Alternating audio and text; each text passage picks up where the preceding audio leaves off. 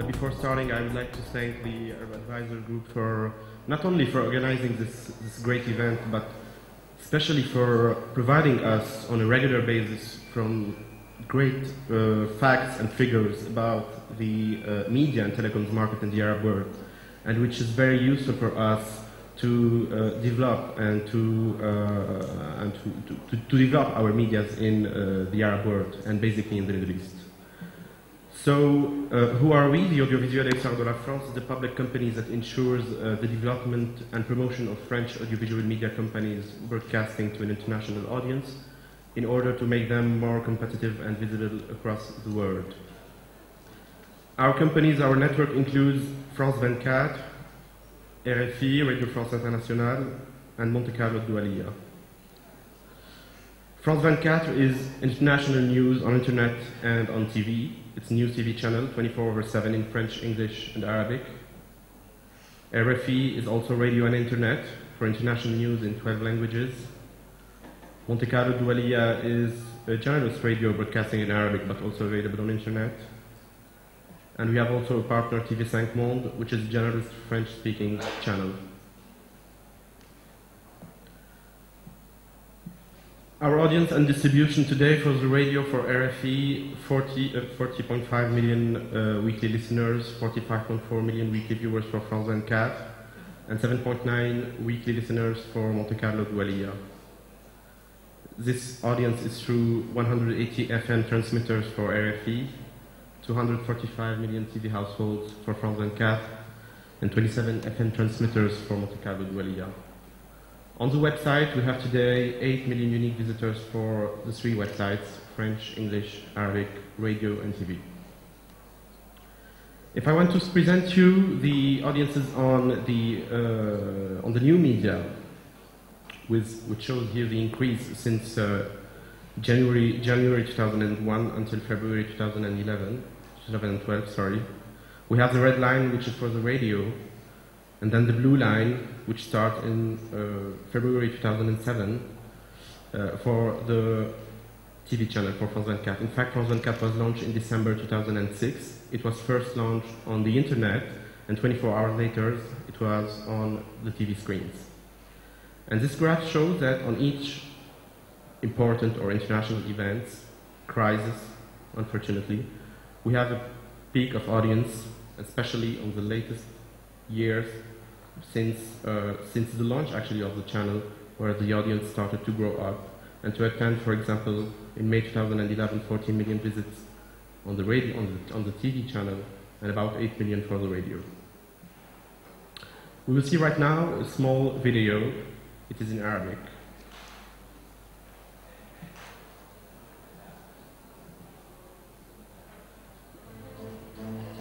في السادس من مايو أيار تختار فرنسا رئيسها فرانسوا هولاند أو نيكولا ساركوزي. مع المجموعة الأولى للإعلام الفرنسي في العالم فرانس 24 وإذاعتي مونتي كارلو الدولية وفرنسا الدولية عيشوا الدورة الثانية من الانتخابات الرئاسية الفرنسية بكل تفاصيلها ودقائقها مع مختصين في السياسة وضيوف خبراء. مراسلون في مقرات المرشحين الأساسيين وفي كبريات العواصم العالمية. مع فرانس 24 وإذاعتي مونتي كارلو الدولية وفرنسا الدولية كونوا في قلب هذا الحدث الانتخابي بكل أبعاده. I will not invite you to go to YouTube because I know you already know the results. I show you this video because I want to speak a little bit about our Arabic international service, which is a big success today, and which represents 60 million weekly viewers for France 24 Arabic and 7.9 million weekly listeners for Monte Carlo Doualiya. It represents today 30% of our global audience, and it is the result of a merge between the radio and the television. I will speak also later on. Today, our strategy for the Arabic service in the Arab world is first to boost the relaunch of Monte Carlo Doualiya, because Monte Carlo Doualiya is an historical radio, and we have to boost it and to adapt it more to the new way of new usages for listening radios. And it is the same for France 24, where we have to boost the success of France 24, especially in the Middle East. It was actually in the first a big success in the Maghreb, and today it's starting to implement more and more its audience actually in the Middle East. We have to deploy gradually Monte Carlo Dualia because it's also basically here in the Middle East. We have to develop the influence and the audience of the Arabic service with more platforms, more partnerships, and more multimedia. We have to replace the AM transmitters with FM transmitters and get more exposure in hotels, airports, and strategic places. The following graph will show actually the booming of the audience of the website since the merge of the two Arabic websites, France 24 Arabic and Monte Carlo Dualia. Before March 2010, we had an average of 254,000 visits per month, and since the merge of the two websites, the increase was impressive with plus 161% and an average of 664,000 visits per month with a peak in April 2011 at the heart of the Arab Spring with 1.2 million visits. So what's our view today with the new world of media, if I can say? Our strategy is based first on understanding and anticipate the media specificities and usages and the content consumption through each media platform and devices. The object is to set an adapted offer to our audiences. In fact, if we can see the media trends over the last 10 years, we have first a reversal of paradigm for media. The media model is not the same. Services are actually more and more mobile, on demand and personalized. Multitasking, privacy issues, the ubiquity of internet, everything, everywhere. Basic information is free forever, and social networks are taking more and more part in the dissemination of information. If we go to Europe, we see that by 2050, for every traditional TV set installed, there will be 3 connectable devices. Today, in 2011, there were 360 million traditional TV sets, and in front, we have 500 million connectable devices, PC, smartphones, consoles, TV sets, connected TV sets, tablets, etc.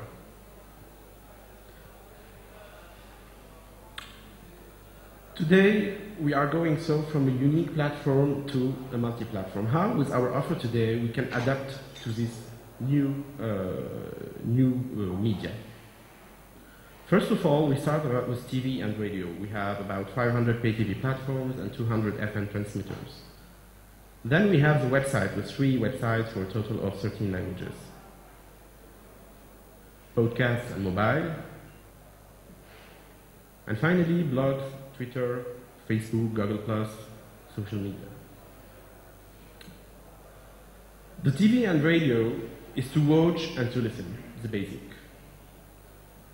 The website, people are more interested in the brand. They are going on our website to search and to understand what's happening. When we go to podcast and mobile, it's more interactive, it's more an emotional connection. People will listen to the radio while going to their work in the subway, while traveling, they will download the program, they will listen or watch it in the airplane, etc. And when we go to the last, with blogs, Twitter, social media, the impact is more, we have here more a loyalty for the brands. Action, decision, people are interacting, people are helping us, if we can say, to promote our brands.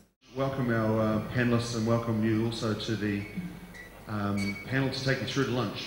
We're here to talk about media, we're here to talk about broadcast, social, and it was interesting in the email discussions that we had leading up to this, we even started arm wrestling over the definition of media. What does media mean? It can mean different things to different people. And, but anyway, without further ado, I thought that it might be a positioning comment from each of our panelists just to talk about, when you think about media, think about your customers, and you think about how you serve them. Perhaps that's a good way to start to introduce us to your companies and what you do. And being the gentleman that I am from New Zealand, Julia, I thought I'd start off with you. So tell us a little bit about your customers, how do you serve them? And then I'll ask each of our other colleagues to give us their briefs as well. Thanks. Thank you very much. The Deutsche Welle, DW, is offering, in general, very deep background information on what is happening in the world. And what we are doing is really giving a different perspective. And as we are talking about online media today, for me, it's important to stress that we are not broadcasting. Of course, if we are talking about online, that's a very new way of giving information to people. But we are operating in a world of users. It's really online is a user-centered world, and that's why it's not just broadcasting, but it's talking with people. That's also something that the Deutsche Welle has to do online. And we have to find new formats too. So, for example, Deutsche Welle is also in touch and finding new partnerships with users in the end, with bloggers all over the world. For example, we are having a Best of Blog Award each year that was just given some weeks ago only. We try to work together with bloggers too. That's also something that is what we want to do. And to reach our customers, that's the third point I want to stress, is that it's that we have to be found with the topics that people are really searching for on the internet.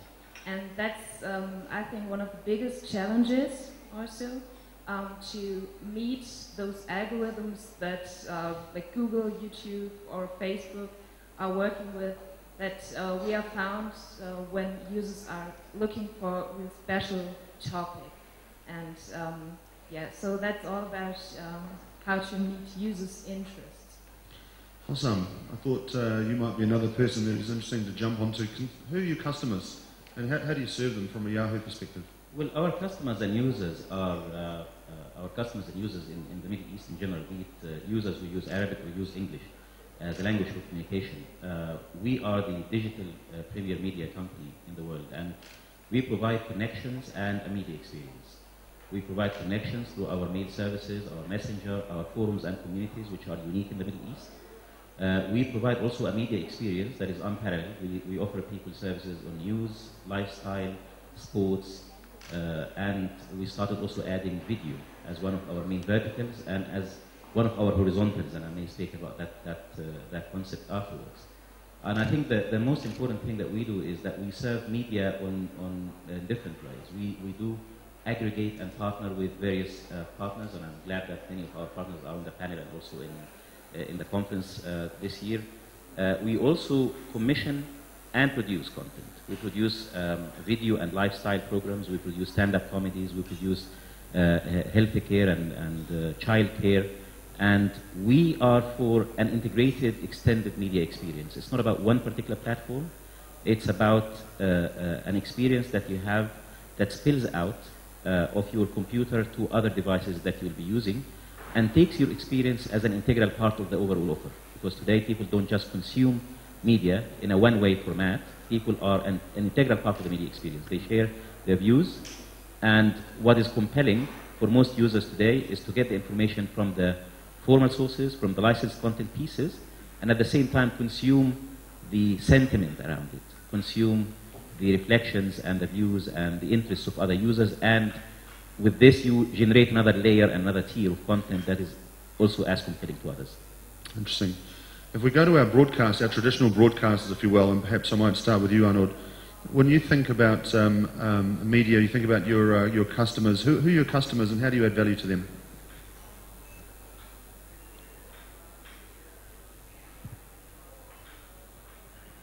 Yeah, it's working.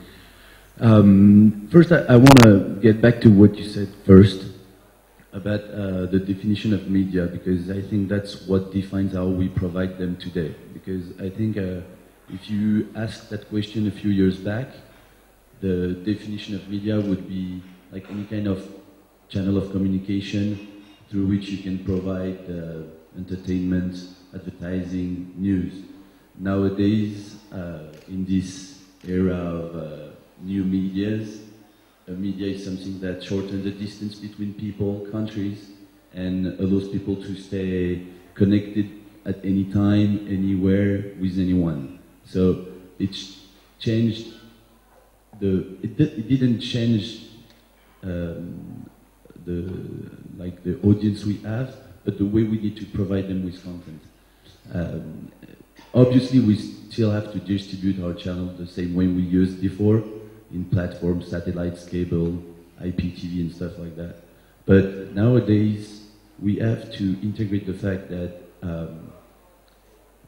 we need to be present on social media, and we need to integrate the idea that all the people watching our apps, the websites and stuff are not only users, but contributors. And sometimes, for us as a news provider, there can be journalists. Athanas, during the presentation, spoke about the observers, and that's actually what, the idea of the observers. Anyone nowadays, as long as you have internet, Skype, and a webcam, anyone can be a journalist.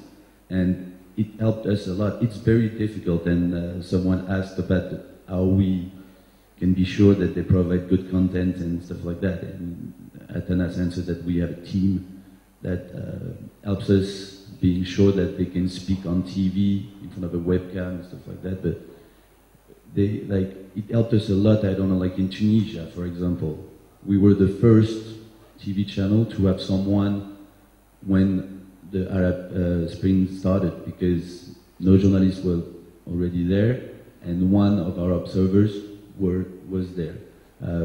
During what happened in Japan, it was not possible for the journalists to go there. So that's something we need to provide our audience. We need to integrate that fact. So it changed a lot the way we do it. Khalid, the British Broadcasting Company, I guess, who do you consider to be your customers, and how do you serve them? Well, I think I think everybody here knows the BBC. The difference, I think, with us is we don't have an agenda. We are driven by events around us, and people set the agenda. So on the digital sphere, what we try and do is to make the website the window into accessing people and giving them information about what's happening around them. And it's also becoming increasingly a platform where it's providing the seamless transition between the website, the radio operations, and the TV operations. So it only not set the agenda, but it gives people a coherent, consistent branding experience from the BBC. For example, people come to our websites and they decide which topic they would like the BBC to tackle in a certain TV program. So it starts on the website, and then they decide what they want the BBC to do, and then the editorial team gets together and put together a program. And then you have that person who selected a topic, right from the website, saw it on TV, continuation on radio, and then the rest of it will be on the website, or will provide a platform for them to interact and how they saw the program and what happened into it. So that's one thing. But the other thing that is really important to us in terms of servicing people is partnerships, and that's, I think, in a way, why we're here in this arena. It's obviously with the Arab Spring, everybody talks about it, and the profound change it applied to the region. It's becoming increasingly important for international broadcasters like us, and I'm sure my colleagues share the same, that we cannot do it on our own anymore. People are interested in what's happening inside their countries, and in fairness, there are really credible media organizations coming up who provide local news and immediate with high-tech and quite excellent editorial standards. So partnerships are really important for us, whether it's on the website. I mean, we have a partnership in place with Hosam, for example, and it's been extremely valuable for both of us. So in a way, I don't know how to actually distinguish between my audience and Hosam's audience. I think it's all about making sure that you provide something that different people with different needs will find useful. Dr. Usama Fayyad, we were very fortunate yesterday in the rendezvous to listen to some exciting entrepreneurs. 5 out of 6 of them, I understand, come from Oasis 500, which I'm sure you're very proud of. And I just wondered, in your reflections as we see the mashup of broadcasters and social networking, where do you see the most innovation happening? Where are the brightest sparks, if you like? Yeah, I mean, I couldn't be here yesterday because I was in Prague and London, but extremely proud to have the Oasis 500 companies up here. I'm here today representing a whole bunch of startups, Oasis 500, as well as another company I'm a chairman of, D1G, which is probably the Middle East's fastest growing online community site. One of the comments before I talk about innovation, that somehow I feel the rest of the panelists missed. The way I see it is we have come almost sort of back to the future in terms of media. So media used to be interactive until the printing press, I'm taking you back now, right, was invented, and suddenly sort of the one-way broadcast communication was enabled, and it grew into TV, radio, all sorts of other media that went one way. And we're living in the past 10 years sort of the new world of interactive media. So I think that's the big difference here, where you can interact at scale, truly, with the audience and truly respond to their needs. I mean, we live in a world today where there are something like 1.1 billion searches a day on Google. There's 850 million updates a day on Facebook. And I look at it and I ask a question, which is coming to audience and then coming back to innovation. What does this mean to the Arab world, to the Arab-speaking audiences? A lot of studies show that roughly 2% of Arabs are comfortable, or Arab-speaking population is comfortable interacting and or dealing with English in the media.